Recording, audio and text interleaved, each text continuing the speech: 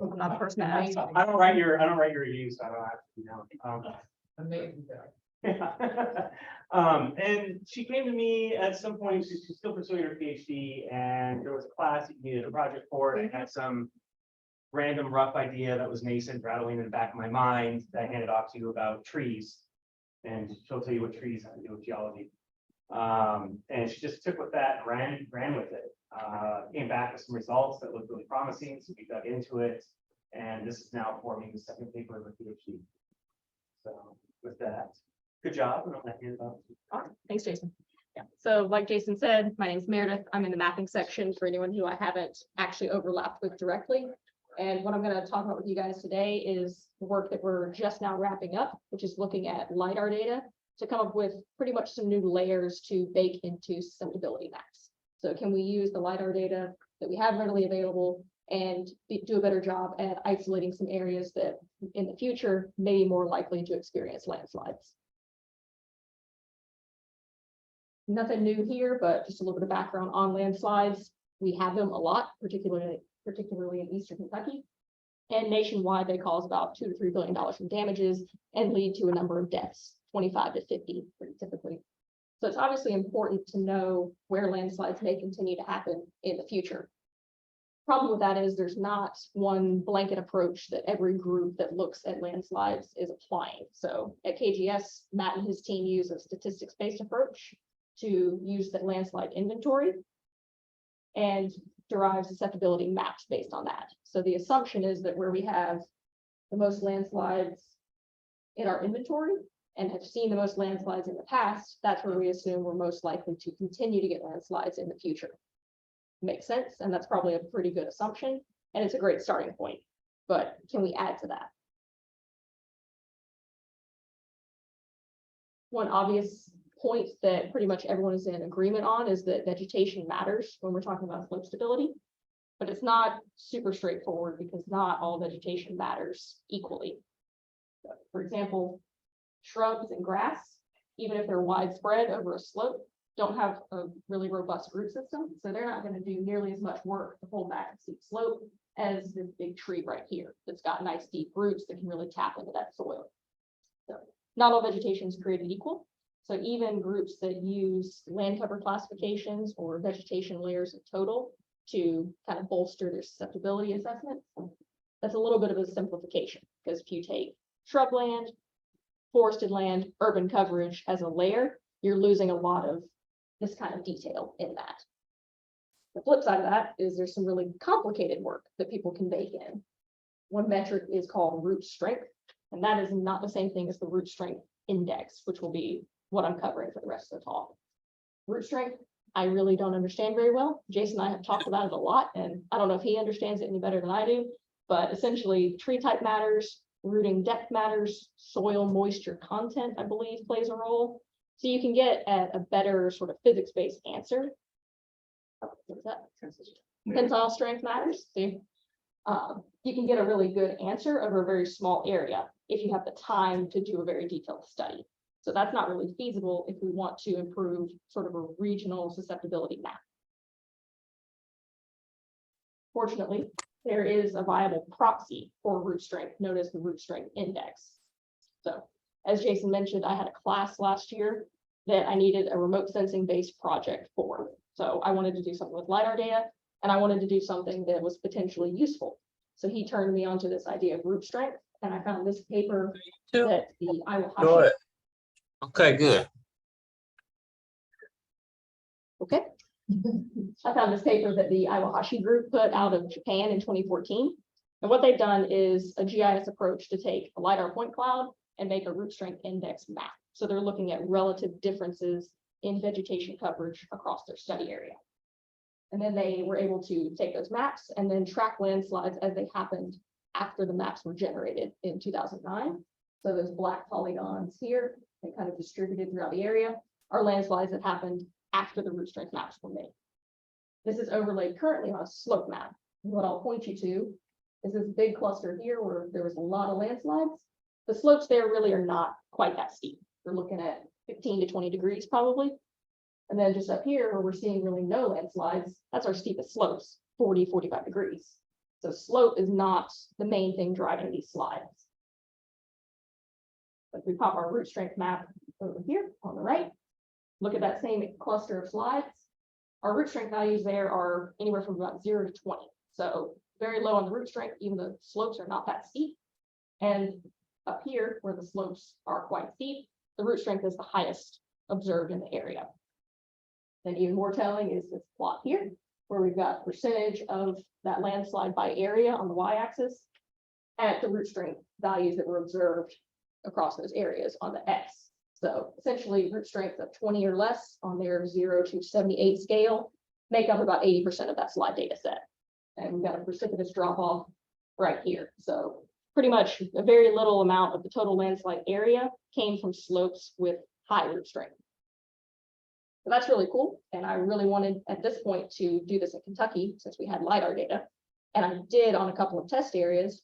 The problem at that time was when I compared it to the slide inventory, sometimes it made sense and sometimes it didn't. Particularly, I think in the Prestonsburg area where we had some recent slides, root strength just popped out and almost mapped that landslide for us. But then we got to thinking, if that slide is pretty recent, like maybe immediately before that 2014 LiDAR coverage, then what you're actually seeing is the devegetation from that landslide, not necessarily something that could be used to predict a slide. So age matters, is the short of it. And then last summer, in 2022, we had the Eastern Kentucky flood. So this whole area saw about 14 to 16 inches of precipitation in 5 days. And we went from this being our landslide inventory, where we didn't necessarily know the ages of many of those slides, to this plus 1,096 new slides. The cool thing is, we know the ages of those slides within 5 days, and every single one of them is newer than the 2014 LiDAR coverage. So since we know that, we were actually able to use this data set to go back, make those root strength maps and say, this was the vegetation condition on these slopes that failed. So if we can test this and see anything meaningful in the root strength index, this is the data set that's going to let us do that. And these next few slides are just going to be walking you through sort of the GIS workflow that shows how we get from raw point cloud to a root strength index map. So we've got our LiDAR data. It's pretty easy to get just a tree height layer. That is the equation that we need to replicate that Iwahashi et al. Workflow. So we need a tree height and we need a tree density. So we can take our last returns or our ground returns, subtract them from our first returns or our vegetation top in that point cloud, and we get a tree height layer. That's what that first step looks like. And then we want to start actually thinking about what a point cloud data looks like. So every point is not necessarily only going to hit one tree top and return. Well, a big tree might see several point strikes, 5, 10, 15, however many. So to account for that, we measured a lot of trees across the study area and took the average canopy radius. In this case, it's about 15. And then we just filtered this tree height raster based on that. So instead of a raster where you might be counting one tree multiple times, we've reasonably cleaned that up so that every cell in this raster is representing one tree top, because we want to get a total number of trees.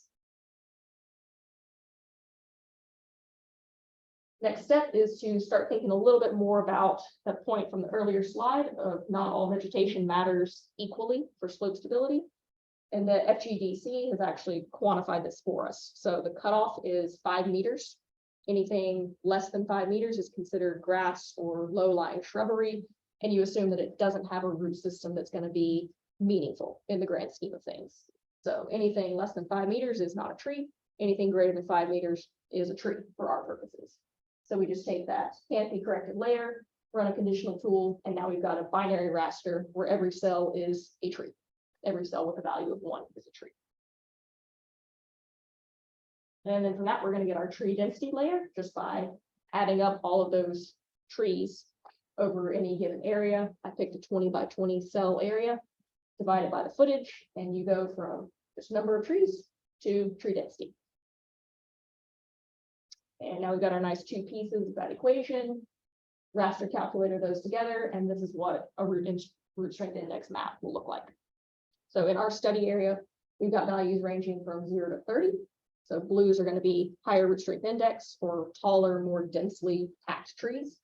And anything in yellow is going to be lower root strength index. So you can really start to see things like mountaintop removal sites pop out, your stream valleys will pop out, and your roads will pop out. Anything that's been really engineered, you can see quite clearly. So we've got our landslide data and we've got our root strength index maps across that whole area. So the next step was to actually just do a quick look at these and say, this looks meaningful or this does not look meaningful. In most cases, it looks pretty meaningful. Most of the data set kind of looked like this, where you've got a big landslide polygon and an obvious cluster of those yellow or low root strength values lined up really nicely with it, or was maybe immediately upslope from that polygon. That was most of the data set. I think about 70% of the landslide polygons behaved like this. For the few that didn't, like this guy here, where you got kind of high root strength values lining up with that landslide polygon, we looked a little bit deeper. The average slope within that polygon is 35 degrees. So at this point, we can say root strength seems to matter. And in the very, very few cases where it doesn't, there's probably some meaningful cutoff value of slope where we've got a gradient that's too steep to have soil thick enough that's maintained for that root system to really be as robust as it can be. So on a steep slope, even if you've got trees, soil's thin, you wet it down like we did in July 2022, it may fail regardless. But the rest of the analysis was focused on figuring out what are those cutoffs. Visually, root strength matters, and apparently so does slope past a certain point, but what are those numbers? So what we did was take all the landslide polygons in the blue here. So this is all 1,096 of those polygons. And we extracted the mean root strength and the mean slope from each one, cross plotted them. And then to compare to something that's not landslides, we generated 1,000 random point locations and made polygons and did the same thing. So we've got landslide data and not landslide data. So presumed intact slopes or just kind of the background signature of the study area. And the distributions are quite different. So slopes are kind of all over the place. Root strengths tend to be dominantly more low when we're talking about the landslide data, as opposed to the not landslide data. Those distributions look different, but the challenge is they're averages. Because we're dealing with heterogeneous data, there's still a little bit of a washout effect when you've got 1.5 meter resolution or 5 feet.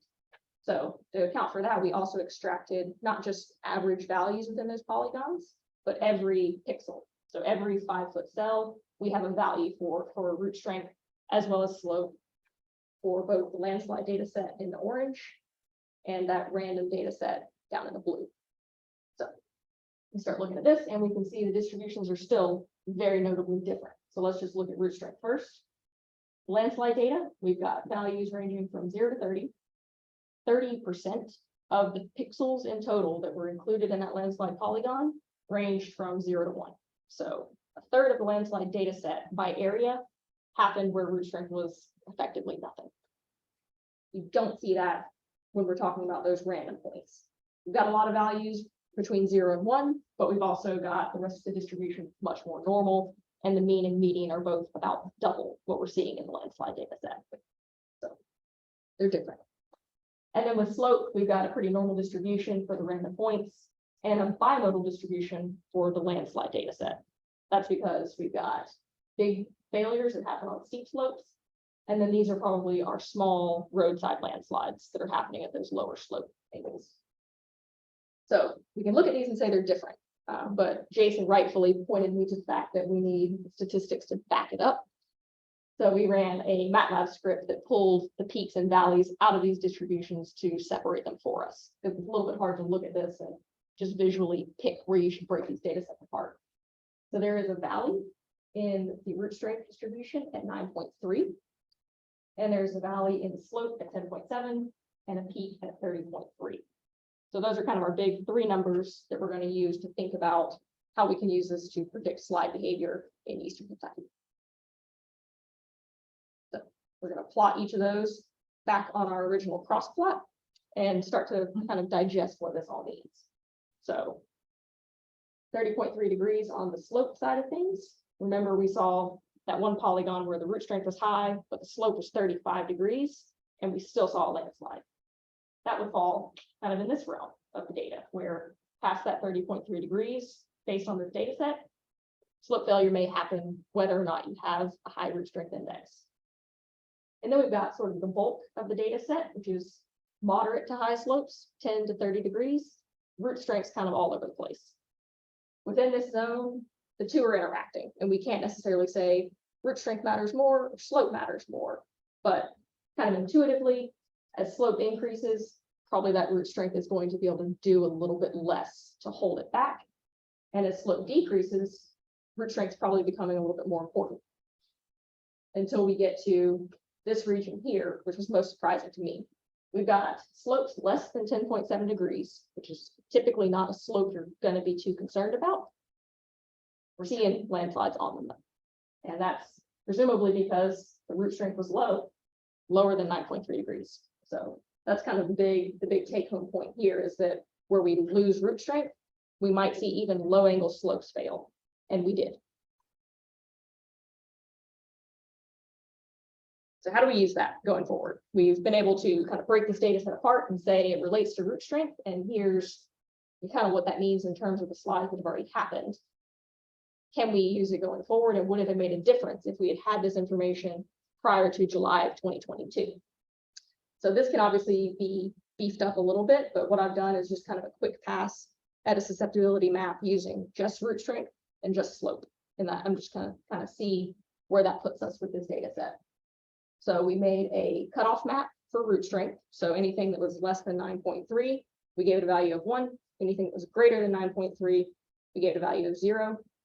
And then turned it into a heat map based on landslide area to kind of filter it out a little bit, clean up the noise, make it something that would visually pop a little bit better.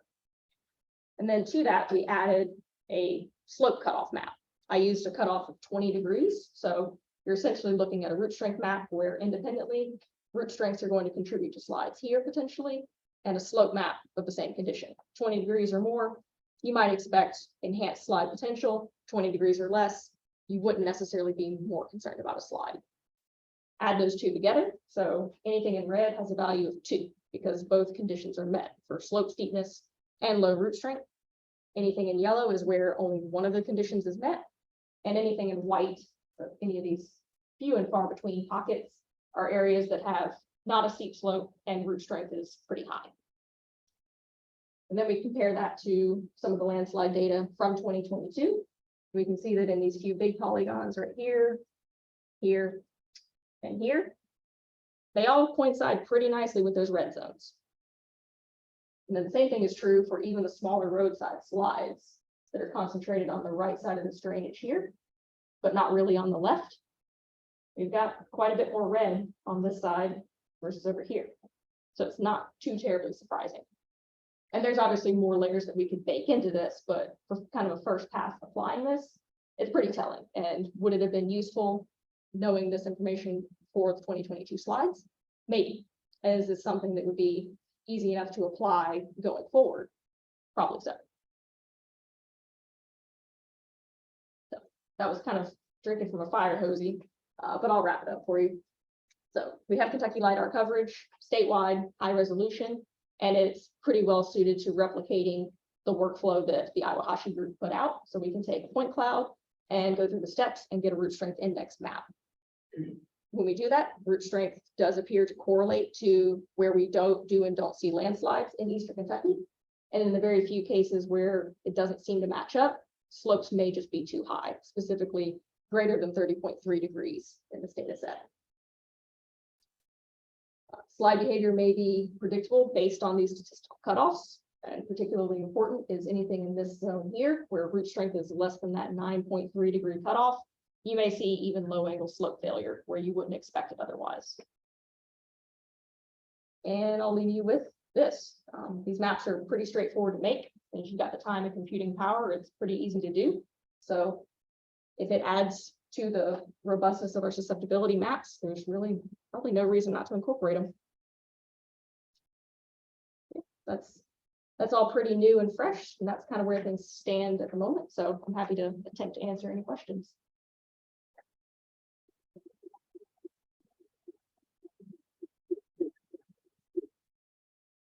Emily? What role do you think, things like the emerald ash borer would have on your maps, and using root strength? So the way that the work is done for just the index right now, don't know off the top of my head how you would factor in the ash borer. But definitely the root strength, like as a metric on its own, that would matter a lot because you're getting into specific species at that point. They do seem to be a mature part of the Mhm. canopy. Right. And I'm also not sure, as they die off, what the kind of lag time is between when they're dying and when the roots have probably all rotted out. And then the mitigation, I don't know how readily people go in and actually remove them, or if they just let them die and fall. Yeah.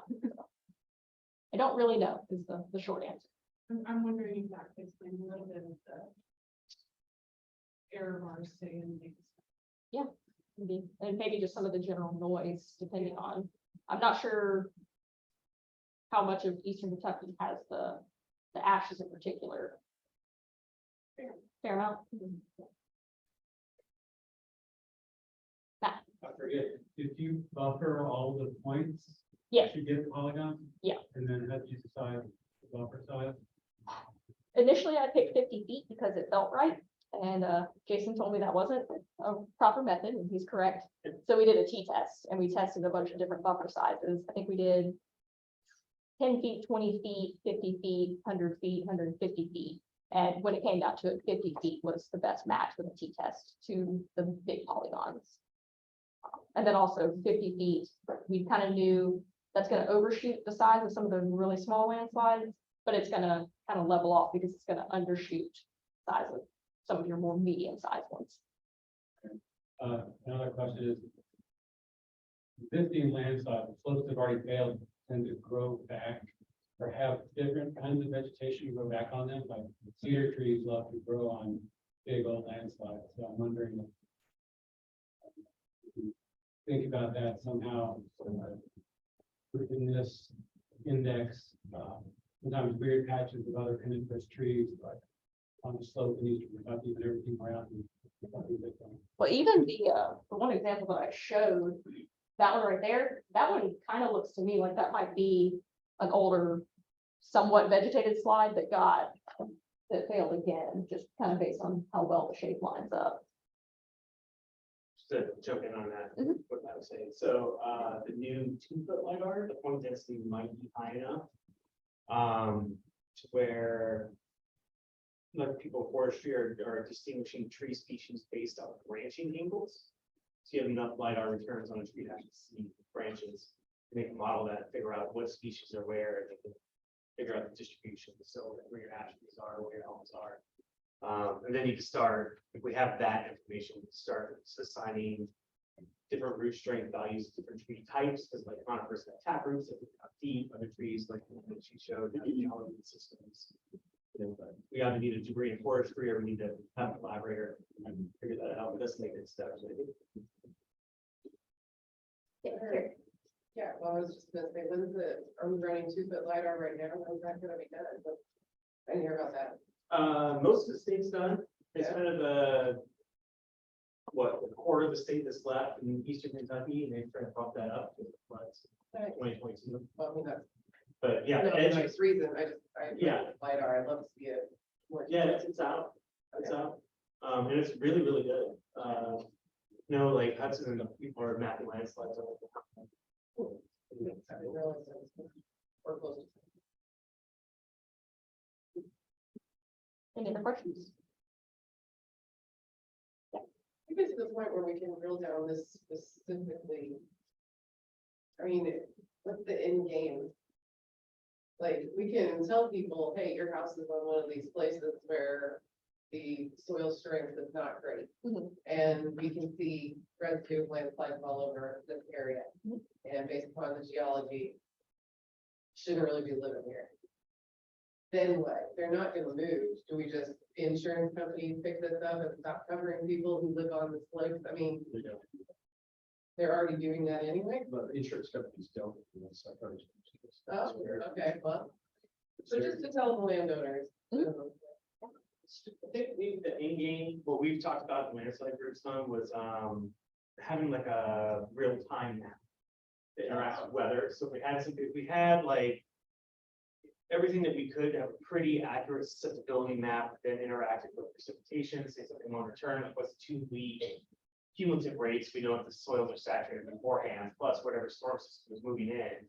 Yeah. So the long-term moving average plus the predicted rainfall, there could be some sort of like on-the-fly dynamic map that would update with hazards, just like how people like flood warnings. We have like landslide. Not that we would do that, but we could hand that. No, off but to the appropriate data is agencies. there to put together, that I think Yeah. it's fascinating, by the So way. that's what the engage with first. Yeah, that's cool. Follow up on that, I'm thinking this more, less of as a predictive tool, and more as a means of mitigation. As you move towards knowing what species have different, are there, what the root types are, like, are any of these areas, necessarily in timber harvest, not any of these areas that you looked at, you know? I don't know. And that, I think that might be interesting to see the impact of timber harvesting on your metrics here and landslides. The answer is likely yes, there. Yeah. Another thing you can do to mitigate is like, if you know your ash trees have been infested, you're dying to, I don't know if ash trees particularly as well as this, but some root systems can be perforated like in trees.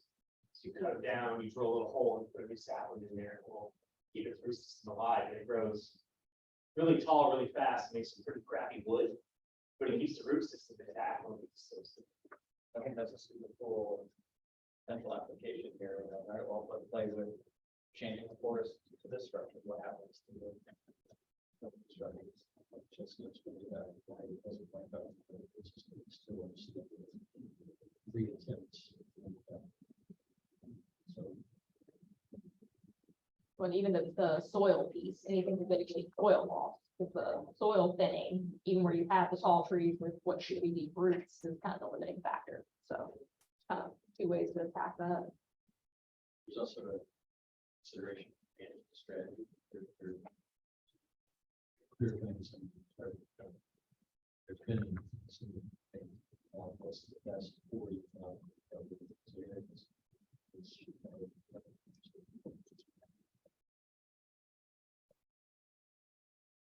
Are you not about incorporating depth to bedrock as a factor?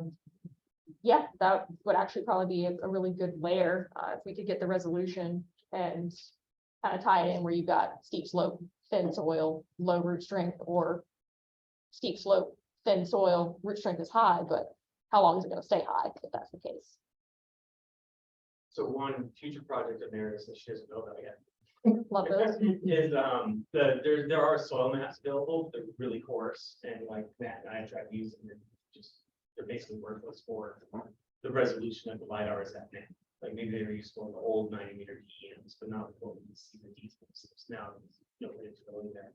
But there are models out there that will allow you to model medium development. So we could take like the bare earth basically and run it at like 10 million years to see how Lugan develops, track that for DEM. Now with this model of what soil thickness should look like across these surfaces. So first order approximation, but better. What we have there.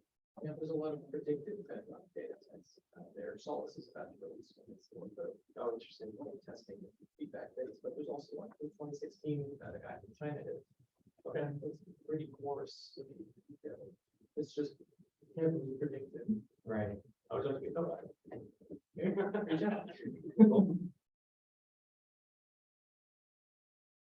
What about forest fires? Is that a thought process at all in the future or? It has not been for me, probably would be valuable though. Jason, you have any thoughts on that? Saying this is all forest ecology. We need a collaborator basically that knows more about trees. We study rocks, right? Thank you.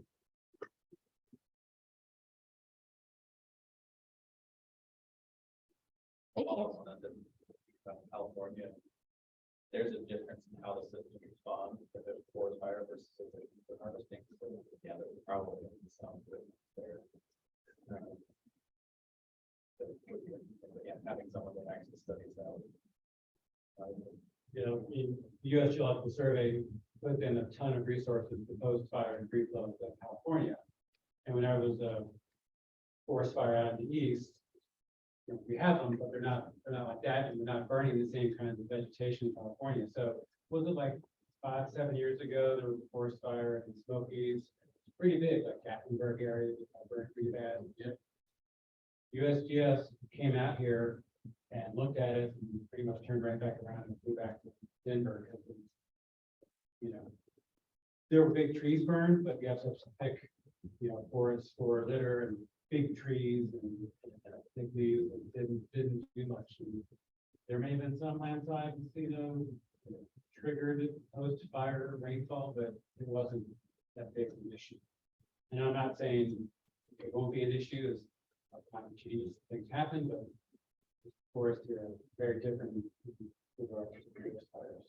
So, And landslide acceptability. Yeah, absolutely. so you remember the annual seminar talk I gave a year ago? Bug with matchstick. So it just depends on the rate of progression of climate change, because like we've had southern pine beetle moved into Kentucky to the south corner. We killed like a third of the conifers and then. So, and that's just one species, right? We get several of those things, like flights migrate north, new bugs migrate more up north. We could kill enough trees to bristle to California kind of scenario where there's a lot of things. It's probably just never been, you know, it's probably immediate future, probably not, but energy body to scale.